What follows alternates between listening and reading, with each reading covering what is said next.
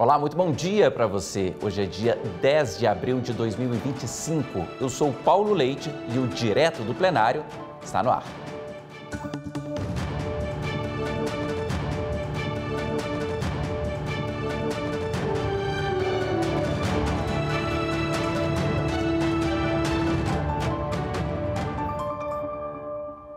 Você acompanha a qualquer momento e ao vivo a sessão dessa quinta no Tribunal Superior Eleitoral.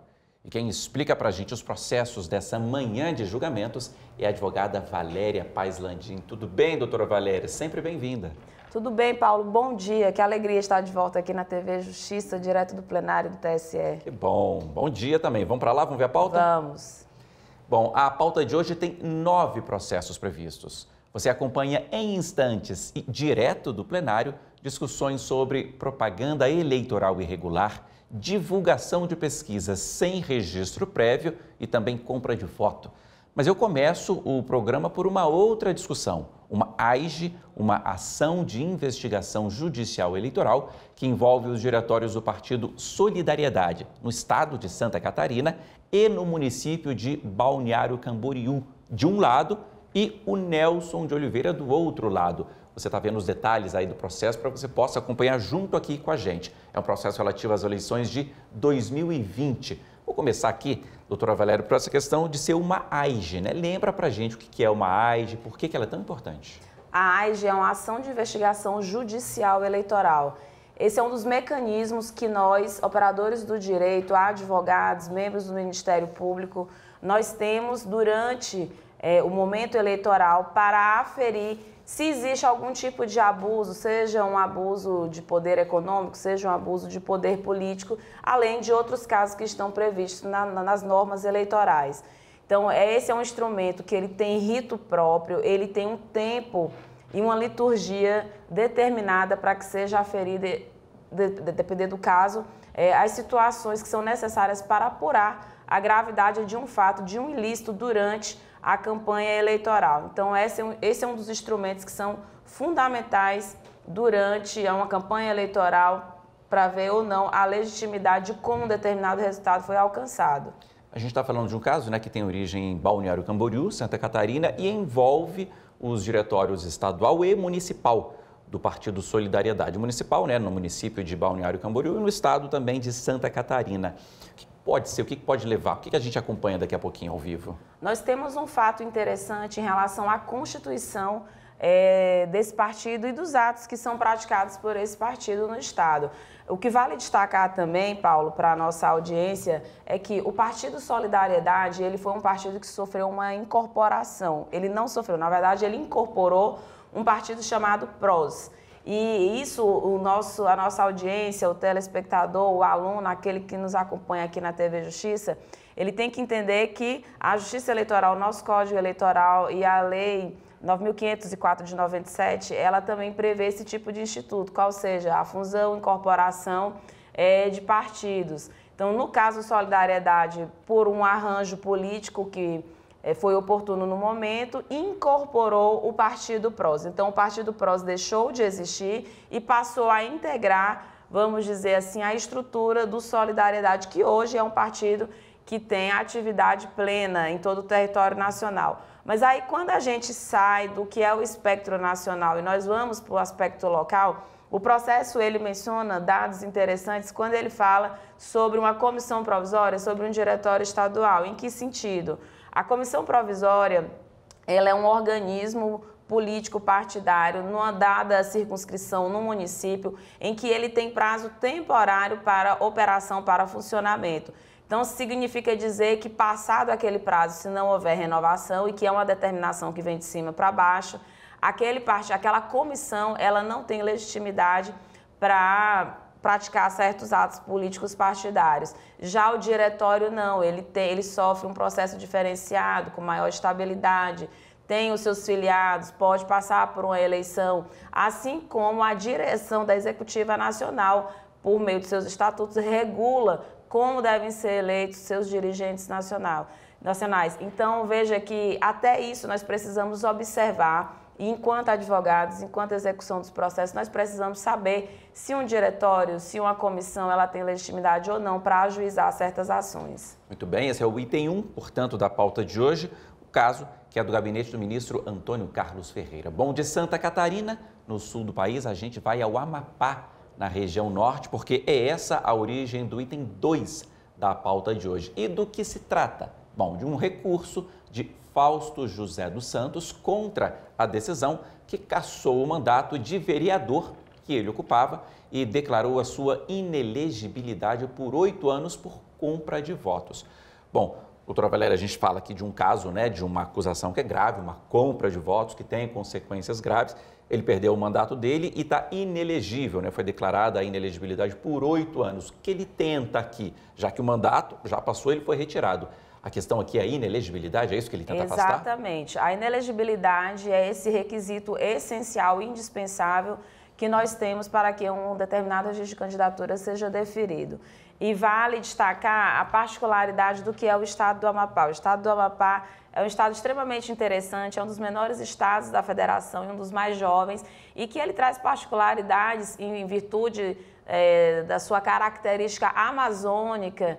Eu tive a oportunidade de estar lá no ano passado, inclusive quero parabenizar a atuação do Tribunal Regional Eleitoral daquele estado e seu presidente, seus desembargadores, porque, de fato, assim como em Manaus, assim como no Pará, imagine o que é você trabalhar uma estrutura de eleição de voto em cidades como Amapá, Rondônia, o próprio Pará, e você tem uma estrutura de cidades ribeirinhas em que essas pessoas precisam votar. Então, quando a gente vai falar de inelegibilidade de compra de votos num lugar como esse, Paulo, nós precisamos entender um detalhe, a dificuldade de acesso e quais são os tipos de abordagem que se levam para um lugar e para uma comunidade como essa.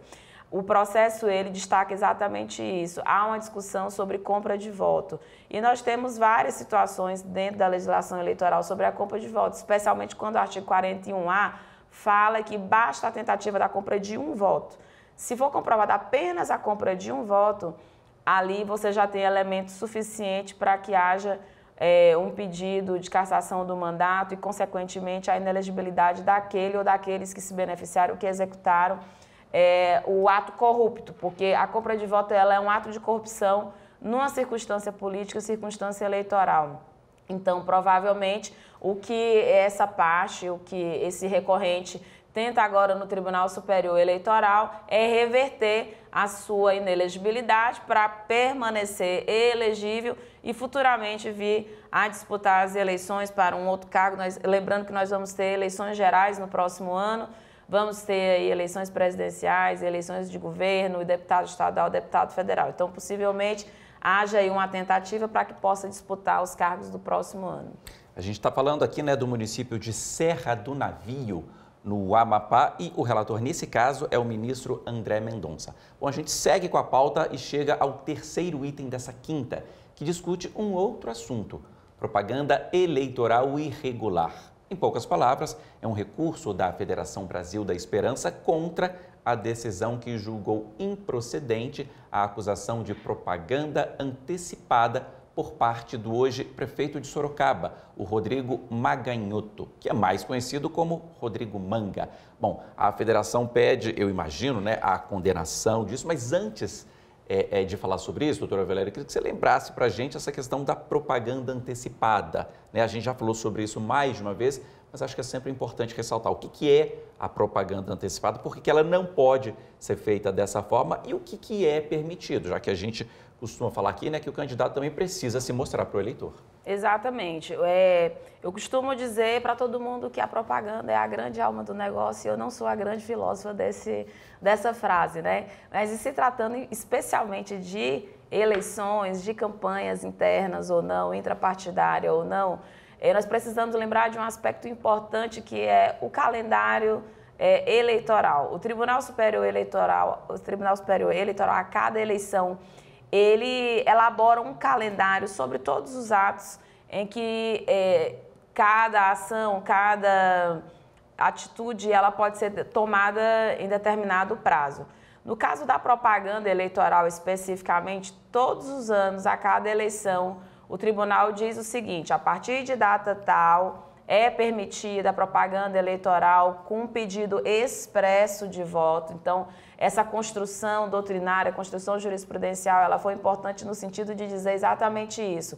Você pode fazer propaganda antes do período do calendário, mas você não pode fazer um pedido expresso de voto. O candidato a candidata, ou pré-candidato a pré-candidata não pode fazer o pedido de apoiamento ou expresso de voto. Então, nesse caso, quando o calendário diz, um exemplo, a partir de 6 de agosto é permitida a realização de propaganda por meio de carreatas, por meio de internet e assim por diante. A partir do momento que eu pratico esses atos e peço esses apoiamentos antes dessa data, eu estou praticando a irregularidade, eu estou fazendo isso antes do prazo legal. E isso significa o quê? Qual é o objetivo crucial, principal dessa proteção normativa? Exatamente para dizer o seguinte, todo mundo precisa largar a corrida de forma igual. É preciso que o ambiente de disputa ele seja igualitário para todas as pessoas que fazem essa corrida eleitoral. Então, quando se identifica, quando um partido, uma federação, ele identifica que uma determinada pessoa praticou atos de campanha que saiu antes daqueles que estão aguardando regularmente o momento da sua campanha, ele está incorrendo ali numa propaganda antecipada. Em linhas gerais, em palavras mais simples, esse seria o objetivo da proteção, de resguardar esse direito e também de manter um ambiente rígido e igualitário na disputa eleitoral. Agora, o que essa pessoa pode fazer durante uma pré-campanha para que não seja considerado uma propaganda antecipada? Ela pode falar sobre propostas, por exemplo? Ela pode falar absolutamente sobre tudo. O que não é possível, e mais uma vez eu acho que foi muito sábia, a construção doutrinária, a construção jurisprudencial, é quando se diz o seguinte: você não pode fazer o pedido expresso. Basicamente isso. Por exemplo, vamos supor que a gente está antes da data de fazer a campanha. E aí eu falo o seguinte, num determinado coquetel, por exemplo, um coquetel, vamos dizer o seguinte, de recepção, para falar de propostas, algo do tipo. Vale também dizer que não é permitida a distribuição de brindes, não é permitido também a distribuição, a realização de festas com distribuição de bebidas alcoólicas e assim por diante. Mas vamos dizer que eu faço um coquetel receptivo, sem álcool, sem nenhum tipo de benesse, mas para tratar de propostas. E num dado momento eu começo a querer fazer vídeos e dizer assim, mas você precisa votar em mim, vote em mim porque eu sou a melhor opção. Se eu faço isso antes do prazo, eu estou incorrendo num ilícito, eu estou incorrendo numa propaganda irregular. Mas antes da campanha, eu posso fazer encontros, eu posso me manifestar e me posicionar nas redes sociais. Hoje, a gente não pode esquecer a força do que é uma campanha eleitoral no ambiente digital e cada vez mais nós estamos vendo aí que isso é uma tendência praticamente unânime. Posso fazer também visitas durante o período, e isso é muito comum, especialmente nos estados do norte e do nordeste do Brasil.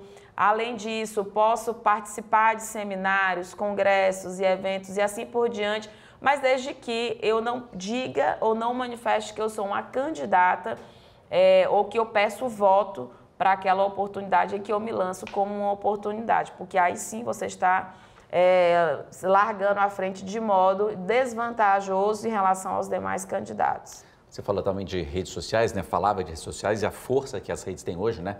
Numa campanha, na nossa vida, né? De forma geral.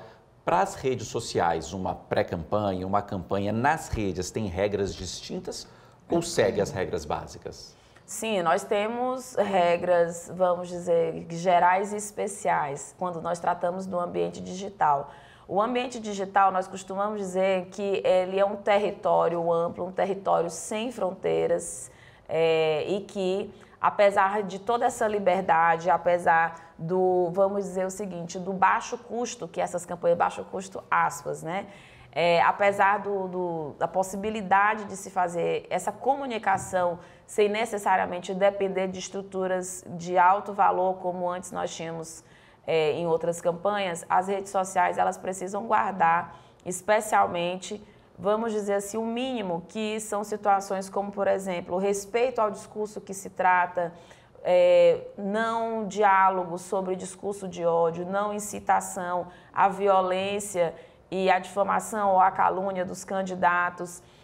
Nós temos um aspecto... Doutora Valéria, desculpa te interromper, para a gente ir direto ao plenário do Tribunal Superior Eleitoral, porque os ministros já estão se posicionando, já estão posicionados. Ali atrás passa a ministra Isabel Galotti, que é relatora desse processo que a gente falava agora. Ao centro a gente tem aqui a ministra Carmen Lúcia, presidente do TSE, que vai dar início a mais uma sessão. Bom dia a todas Vamos lá. as pessoas presentes, podemos nos assentar. Declaro aberta a sessão desta quinta-feira, 10 de abril de 2025, do Tribunal Superior Eleitoral. Cumprimento os senhores ministros da Casa, ministro vice-presidente Cássio Nunes Marques, ministro André Mendonça, senhora ministra corregedora-geral da Justiça Eleitoral Isabel Galotti, ministro Antônio Carlos Ferreira, ministro Floriano de Azevedo Marques, ministro Ramos Tavares, cumprimento o senhor vice-procurador-geral eleitoral, doutor Alexandre Espinosa, cumprimento os senhores e senhoras advogadas e advogados, servidoras e servidores, de uma forma muito especial os estudantes do curso de Direito que estão presentes no plenário, da Faculdade União de Campo Mourão, Unicamp, Paraná, sejam muito bem-vindos, nós nos sentimos muito honrados com a presença de todos os senhores aqui. Não haverá sessão administrativa nesta sentada, portanto, eu dou início à sessão jurisdicional. Cumprimento o senhor secretário, solicito que proceda a leitura da ata da sessão anterior. Ata da sessão extraordinária jurisdicional do Tribunal Superior Eleitoral, realizada em 9 de abril de 2025. Presidência da senhora ministra Carmen Lúcia, presentes à sessão, os senhores ministros Nunes Marques, André Mendonça, Isabel Galotti, Antônio Carlos Ferreira, Floriano de Azevedo Marques e André Ramos Tavares. Vice-procurador-geral eleitoral, doutor Alexandre Espinosa Bravo Barbosa. Às 9h13 foi aberta a sessão, sendo lida e aprovada a ata da sessão anterior. Foram julgados 5 processos e a sessão foi encerrada às 10h05. Indago dos senhores ministros se há alguma observação, retificação ou notificação a fazer sobre a ata. Não havendo, declaro-a aprovada. Apregou para continuidade de julgamento o agravo regimental no agravo em recurso especial eleitoral número 0600-680-86, procedente de Balneário Camboriú, Santa Catarina, relatada pelo ministro Raul Araújo, que está com vista para o eminente ministro vice-presidente Nunes Marques. Neste caso, comparecem como agravante Solidariedade Municipal e outro, e como agravado Nelson de Oliveira. Este é um agravo interposto contra a decisão pela qual se manteve acórdão do Tribunal Catarinense, que julgará improcedente a ação de investigação judicial eleitoral ajuizada por alegado abuso de poder econômico nas eleições de 2020. Na sessão de 8 de agosto de 2024, o relator, ministro Raul Araújo, votou no sentido de não conhecer do agravo interno e inaugurou divergência a ministra Isabel Galotti, que conhecia daquele agravo e superava o vício de representação processual. Então, o ministro Nunes Marques antecipou pedido de vista. Nesta assentada, neste julgamento, não vota o eminente ministro Antônio Carlos Ferreira, sucessor do ministro Raul Araújo, que já proferiu o voto na assentada anterior. Passo a palavra ao eminente ministro Nunes Marques.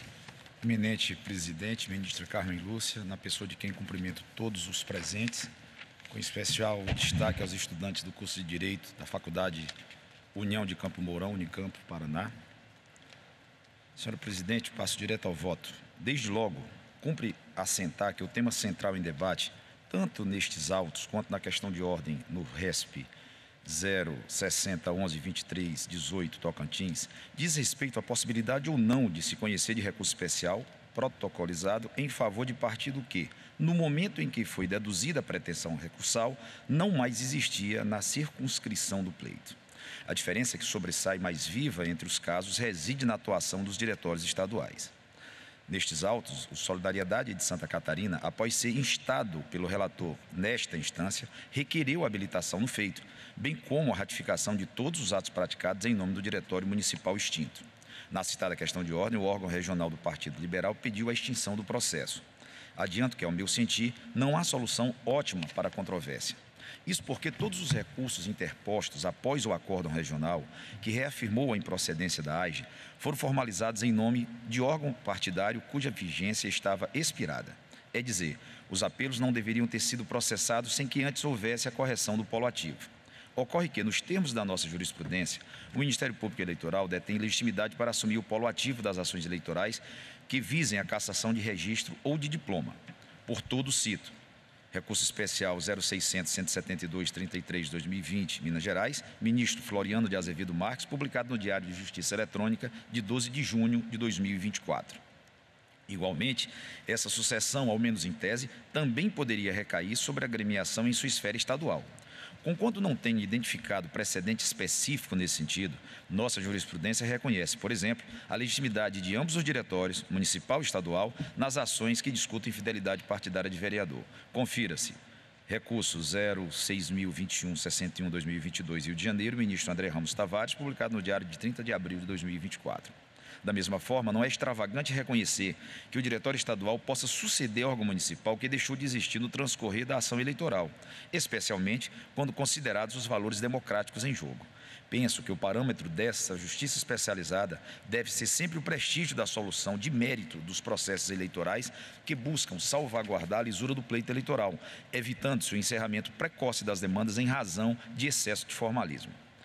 Conforme ressai em controvérsia, o TRE Santa Catarina não procedeu à intimação de nenhum dos legitimados a suceder o diretório extinto, tampouco quaisquer das esferas do Solidariedade informaram o encerramento do órgão municipal em Balneário Camboriú, Santa Catarina.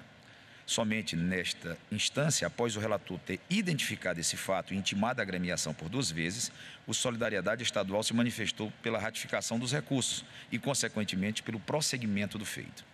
Dada a excepcionalidade da hipótese, tenho que a solução da controvérsia também deve ser única. No caso, tenho que a resposta do relator encaminhada em seu complemento de voto, que determina o retrocesso da marcha processual ao TRE de Santa Catarina para que o regional volte a intimar o Solidariedade Estadual, apesar de tecnicamente ser a mais correta, não é consentânea com a celeridade esperada nos feitos desta justiça especializada e com o amplo acesso à jurisdição eleitoral. Por esse motivo, para este caso, tenho que a solução defendida pela ministra Isabel Galotti deve prevalecer. Dessa forma, tal qual Sua Excelência, voto no sentido de admitir excepcionalmente a manifestação proferida pelo órgão estadual, formulada apenas perante o TSE, e defiro a assunção do polo passivo pela referida esfera partidária. Para evitar situações desse tipo de processos advindos dos próximos pleitos, indico a necessidade de se estabelecer em resolução que, antes do julgamento das ações ou recursos eleitorais envolvendo diretórios municipal, estadual e distritais, que possam resultar na cassação de mandatos e ou diplomas, seja certificada nos autos a regularidade do órgão.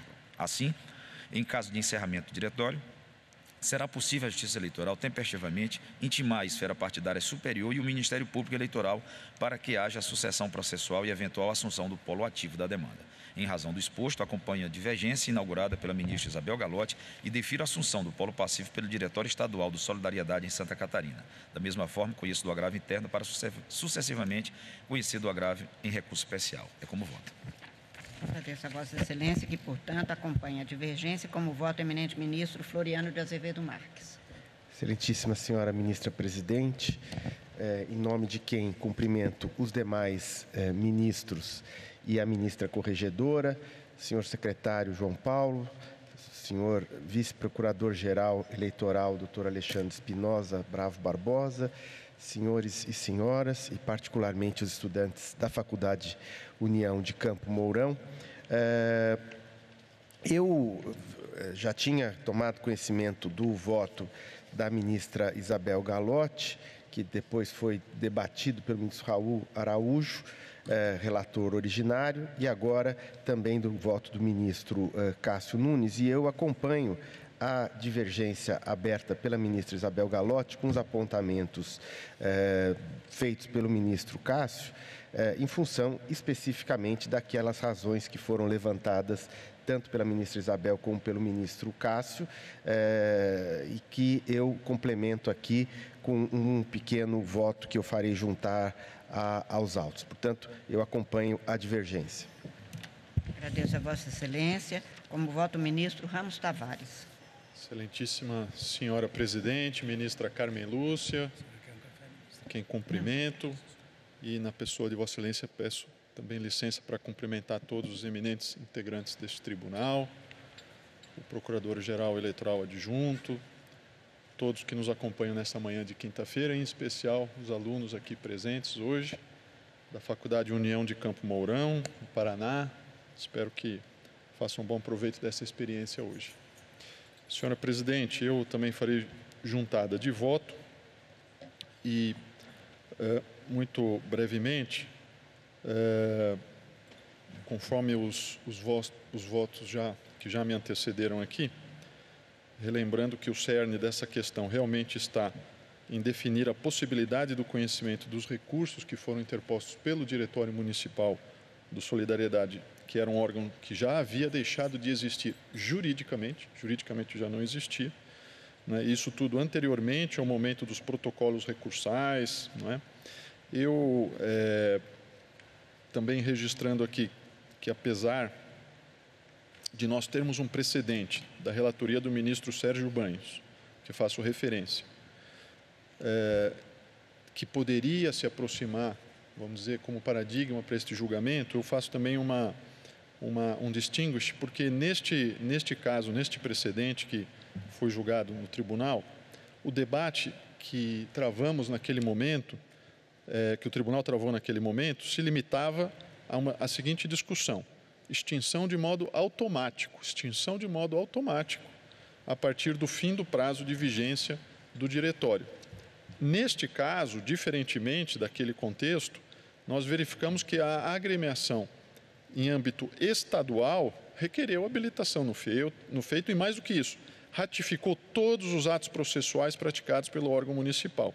E essa informação processual é extremamente relevante, porque na hipótese de se considerar como inexistentes os recursos interpostos após o final da vigência, não é, do Diretório Municipal, caberia a esta Corte declarar a nulidade do próprio julgamento operado na origem. Então, é muito importante atentarmos para a questão processual. Essa medida de anulação total não se faz necessária nesses autos. Aqui estou concordando com a divergência, porque o órgão partidário estadual, como já disse, requereu sua habilitação e ratificou os atos, o que, a meu ver, merece deferimento e afasta a declaração de nulidade do julgamento já realizado pelo TRE em Santa Catarina. Aliás, como reforço de argumento, também temos aqui o cabimento possível, né, de uma remessa ao Ministério Público, já também antecipado pelo ministro Cássio Nunes. Então, dessa maneira, eu estou votando por afastar também as preliminares suscitadas nesse agravo, por não vislumbrar cerceamento de defesa, no caso em tela, e tampouco, portanto, nulidade em razão do momento de apresentação de alegações finais. Então, senhor presidente, eu estou acompanhando a divergência para dar provimento ao agravo regimental, deferir o pedido de habilitação nos autos formulado pelo Diretório Estadual do Solidariedade em Santa Catarina e conhecer do agravo em recurso especial. E aproveito apenas como adendo, também estou aderindo aqui à sugestão do ilustre ministro vice-presidente, do ministro Cássio Nunes Marques, de discutirmos e aprovarmos, eventualmente, uma resolução sobre o tema. É como voto, senhora presidente. Agradeço a Vossa Excelência, que, portanto, acompanha a divergência. Como voto, eminente ministro André Mendonça. Agradeço, senhora presidente. Saúdo Vossa Excelência. Em vosso nome, os eminentes ministros, vice-procurador-geral eleitoral, o secretário da sessão, Dr. João Paulo, e todos aqueles que nos acompanham, também os alunos, professores da Faculdade União de Campo Mourão, no estado do Paraná. Senhora presidente, pelas razões já expostas nos votos que me antecederam, também acompanho a eminente ministra Isabel Galotti. Agradeço a Vossa Excelência.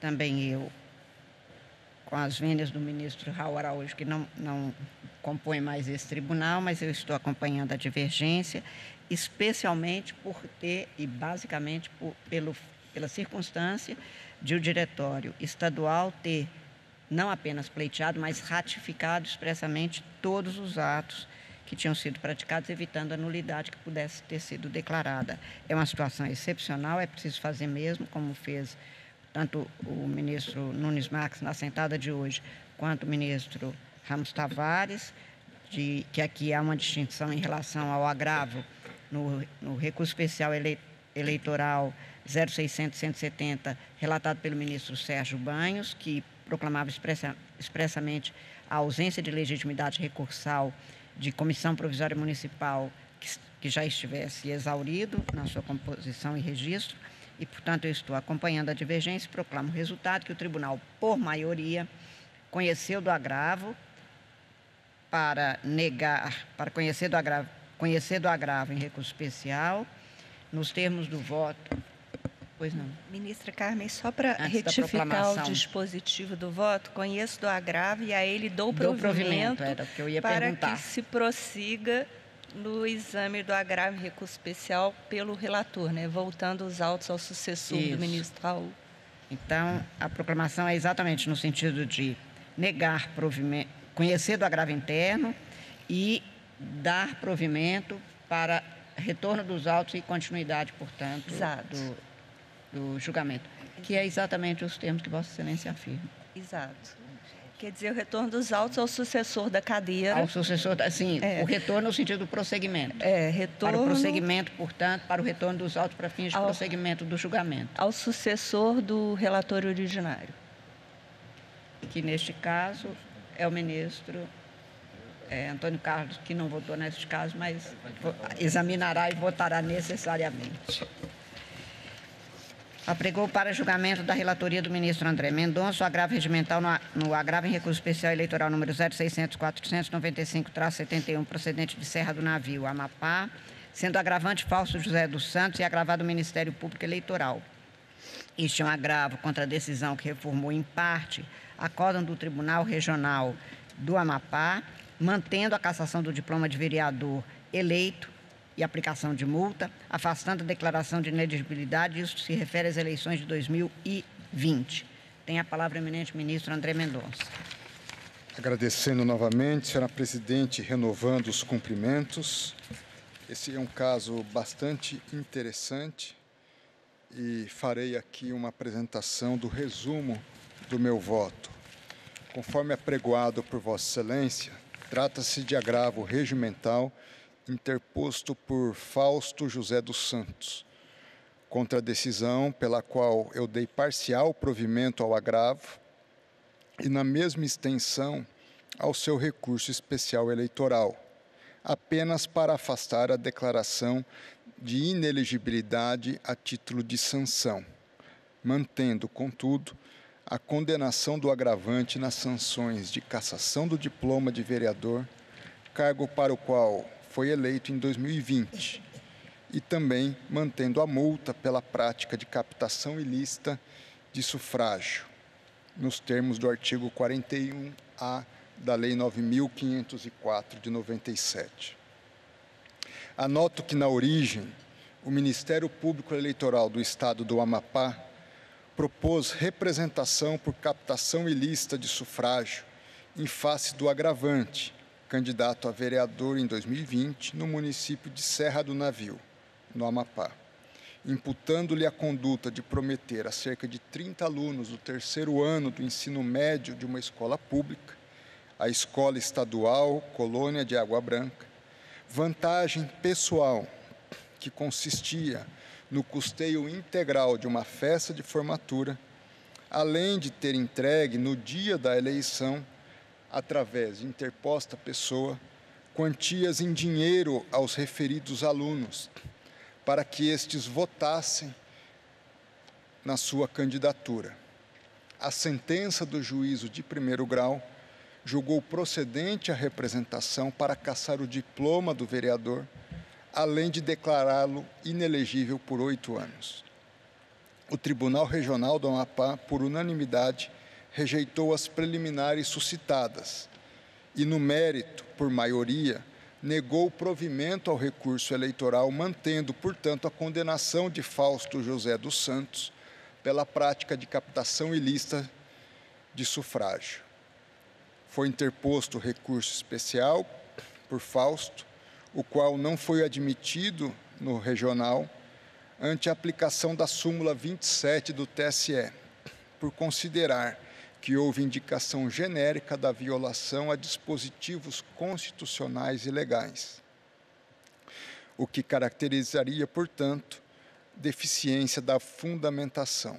Daí porque foi interposto agravo no recurso especial eleitoral, ao qual eu neguei seguimento com base nos seguintes fundamentos.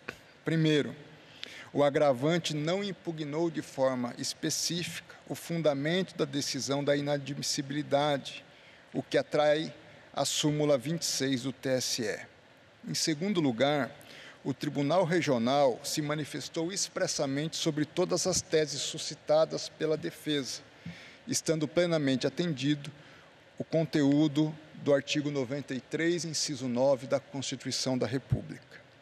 Em terceiro lugar, a suposta nulidade das provas produzidas no processo criminal e a violação de domicílio somente foram alegadas por ocasião da sustentação oral feita na Corte Regional, razão pela qual o Tribunal Regional assentou se tratar de nulidade de algibeira, ou seja, a parte permaneceu em silêncio no momento em que deveria se manifestar.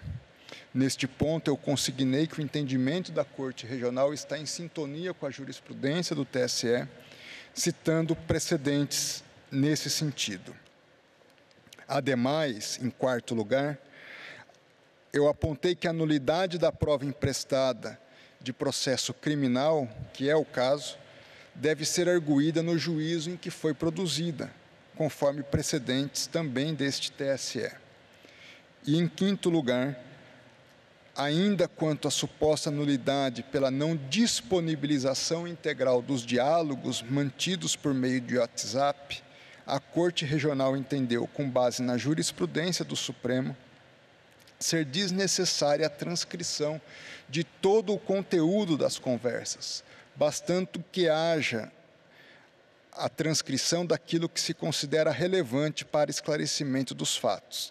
Além disso, assentou que o recorrente não indicou os trechos que entendia relevantes à defesa, nem refutou o conteúdo das referidas mensagens, limitando-se a questionar genericamente a ausência da integralidade das conversas. Quanto a este ponto, assentei na decisão ora gravada que o entendimento está de acordo com a jurisprudência deste TSE, citando, dentre outros, o agravo regimental no agravo de instrumento 152/60, relatado pela ministra Luciana Lócio.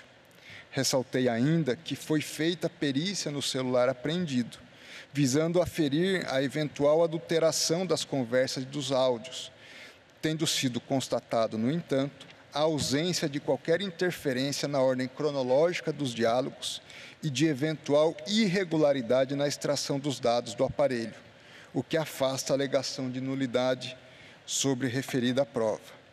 Enfatizei, por fim, neste ponto, que não houve qualquer mácula ao Instituto da Cadeia de Custódia, pois a busca e apreensão dos celulares decorreu de regular autorização judicial, bem como a extração dos dados ocorreu sem qualquer interferência ou adulteração. No mérito, o conjunto fático probatório albergado na moldura do acórdão regional, na linha do voto vencedor, não deixa qualquer margem de dúvida sobre a efetiva ocorrência da ilícita compra de votos por parte do agravante. De fato, a partir de um robusto acervo probatório, formado pelos elementos colhidos por ocasião da prisão em flagrante e pelas conversas obtidas mediante autorização judicial no aplicativo do WhatsApp da pessoa responsável pela intermediação da compra de votos e também pelos depoimentos colhidos, revelou-se um esquema de corrupção com a efetiva participação do candidato, voltado ao fornecimento de vantagens financeiras a eleitores, muitos deles jovens carentes, em troca de votos.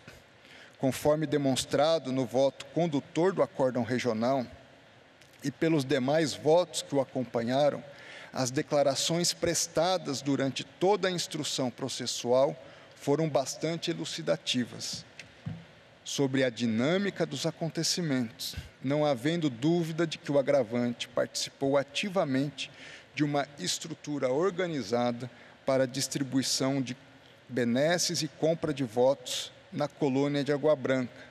Por isso, apliquei a súmula 24 quanto à impossibilidade de reexame fático probatório, e a súmula 30, no concernente ao fato de o acórdão recorrido estar de acordo com a jurisprudência do TSE. Também observei, em contrapartida, que a sanção de inelegibilidade, no âmbito da representação do artigo 41A da Lei 9504 de 97, carece de previsão legal. Então, somente por isso, dei parcial provimento ao agravo e, nessa mesma extensão ao RESP eleitoral, apenas para afastar, por ausência de previsão legal, a declaração de inelegibilidade como sanção. Dito isso, conforme voto que já compartilhei com os eminentes ministros, estou reafirmando todos os pontos da decisão agravada, tanto acerca das preliminares quanto em relação ao mérito. No concernente ao conjunto probatório, apenas consigno a meu juízo revelou-se robusto e coeso, evidenciando-se, portanto, o efetivo oferecimento de compra de votos, não havendo dúvidas também quanto à participação ativa do agravante, conforme bem delimitado no acórdão regional. Em relação a esse ponto, aliás, reitero que em situação análoga, esta Corte Superior considerou que a relação de confiança e o vínculo político inconteste seriam aptos a demonstrar o liame entre agentes e o candidato beneficiado. Eu finalizo apontando que a conduta ganha maior gravidade diante do contexto de envolver compra de votos de jovens do terceiro ano do ensino médio, de uma escola pública localizada em região carente. Jovens que muito provavelmente, e nós temos aqui alguns estudantes de direito, estavam exercendo seu direito ao voto pela primeira vez. A esse respeito, cito parte do voto proferido pelo juiz Paulo Madeira, do Tribunal Regional Eleitoral, que acompanhou a corrente vencedora. Sua Excelência consignou em seu voto: na minha história da magistratura, acho que nunca vi um processo com uma prova tão robusta, tão segura e tão farta. Eu nunca vi, honestamente falando. Porque os processos normalmente eleitorais, às vezes, na hora de fazer-se a apuração das provas, por alguma razão, sempre fica alguma falha na análise. Tem uma quebra de cadeia de custódia, alguma falha, que é possível você, pelo menos, ficar com uma dúvida fundada.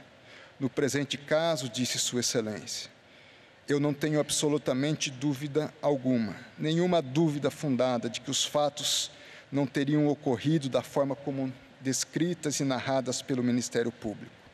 E conforme o juízo de primeiro grau acolheu, senhor presidente, além de todos os relatos que Sua Excelência, o primeiro voto divergente, desembargador Carmo Antônio trouxe, além desse relato e do relato do doutor Anselmo, também colega que me antecedeu, tem um diálogo do próprio Fausto, que está gravado na página 11. Diz esse diálogo: ei, Márcia, boa noite, tá ótimo, eu fui lá, eu fui na colônia agora à tarde e fiz o pagamento da folhinha de todas as meninas lá, tudo, tá bom? Senhor presidente, prossegue o eminente magistrado, essa região da colônia de Água Branca, da qual está se falando em todo esse contexto do processo, é uma região que eu conheço muito bem. Eu fui magistrado em Serra no Navio durante 4 anos. Então, essa é uma região paupérrima, muito pobre. É a região mais pobre de Serra do Navio, onde as pessoas são muito carentes. E quando o garimpo foi embora, a região empobreceu ainda mais. Então, o que aconteceu aqui, senhor presidente, além de toda a gravidade de compra de votos em si, que é inconteste, a Jamile declarou, inclusive com detalhes, de que ela entregou esse dinheiro para o pai, uma aluna, entregou o dinheiro para o pai. E ela ainda destaca que não devolveu. A contextualização de tudo isso, junto com todas as provas, faz dessa situação ser muito grave, mais do que normalmente seria, de compra de votos em qualquer outro contexto. Por quê? Pergunta o magistrado numa pergunta retórica que ele mesmo responde.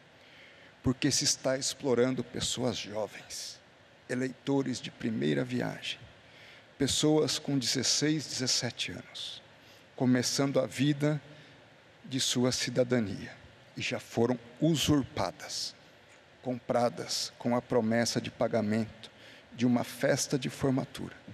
Pessoas carentes.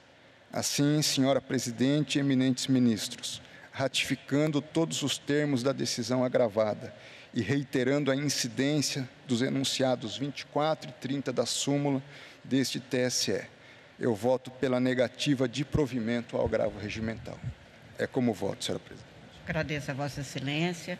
O eminente ministro André Mendonça vota como relator por negar provimento ao agravo. Como vota a eminente ministra Isabel Galotti. Bom dia, senhora presidente, na pessoa de quem cumprimento todos os presentes a esta sessão e que nos ouvem pela internet. Eu não tenho nada a acrescentar ao primoroso voto do eminente relator que acompanho. Agradeço a Vossa Excelência. Como voto, eminente ministro Antônio Carlos Ferreira. Senhora presidente, cumprimento Vossa Excelência. Peço licença para subscrever os cumprimentos feitos por Vossa Excelência na abertura dos trabalhos. Desejo a todos um excelente dia.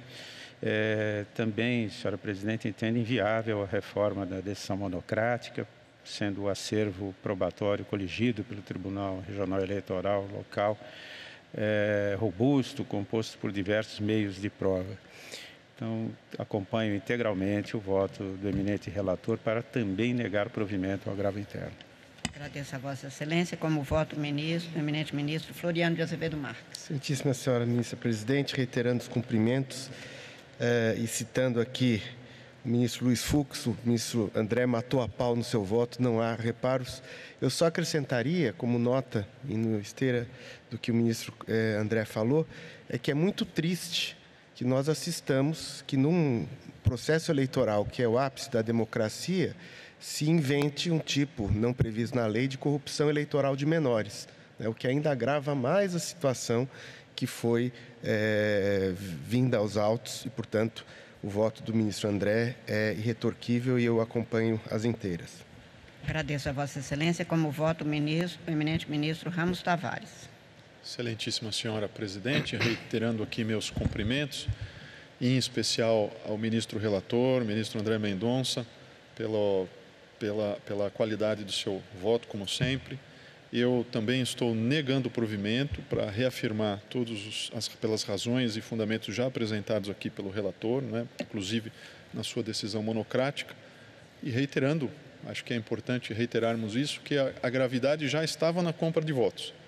Neste caso, há agravantes, digamos assim. Quer dizer, nós temos aqui a cooptação de jovens, estudantes, e ainda para além disso, nós verificamos a exploração econômica de uma região extremamente carente, não é? De maneira que é preciso realmente que o tribunal tome essas decisões no sentido que hoje está a tomar e faça, não é, essas ressalvas e advertências como modelo para uma atuação futura. É como voto, senhora presidente, negando provimento. Agradeço a Vossa Excelência. Como voto, o eminente ministro vice-presidente Nunes Marques.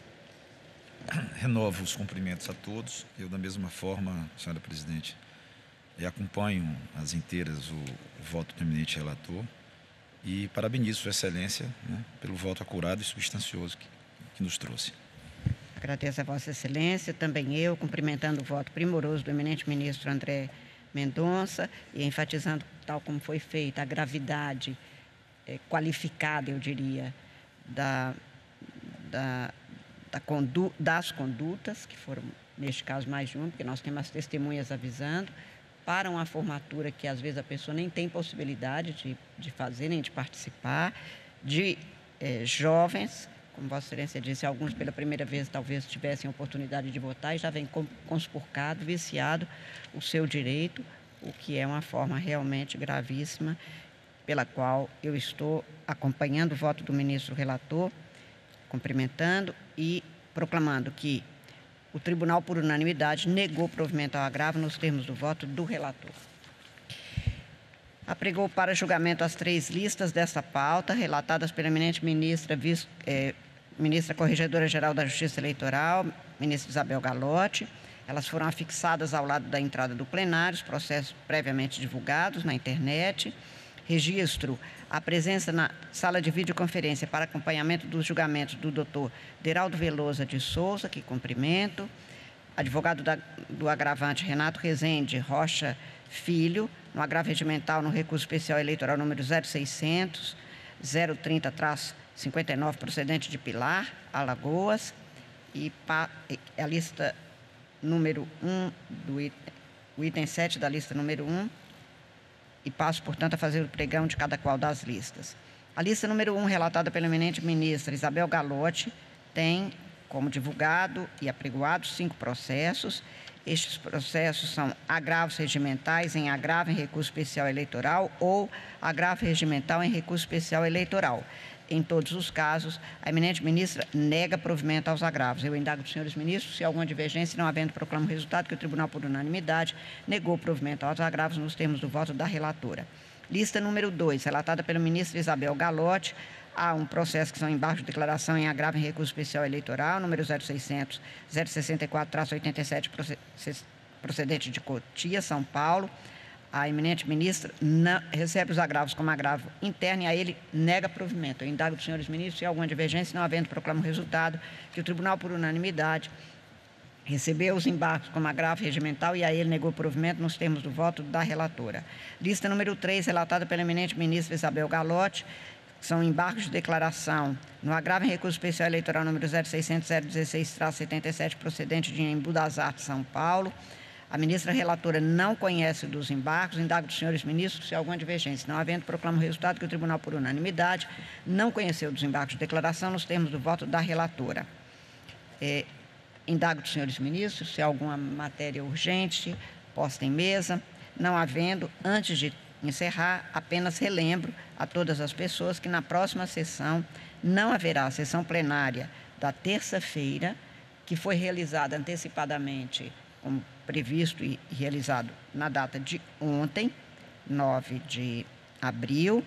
Portanto, nosso próximo julgamento terá lugar na terça-feira, 22 de abril.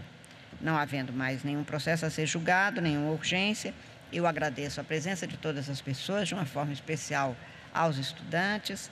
Desejo a todos um excelente dia. Declaro encerrada a presente sessão. Muito obrigada.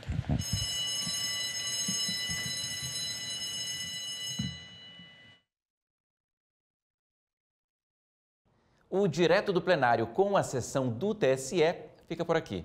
Muito obrigado pela sua companhia. Continue com a programação da TV Justiça e até a próxima sessão. Tchau.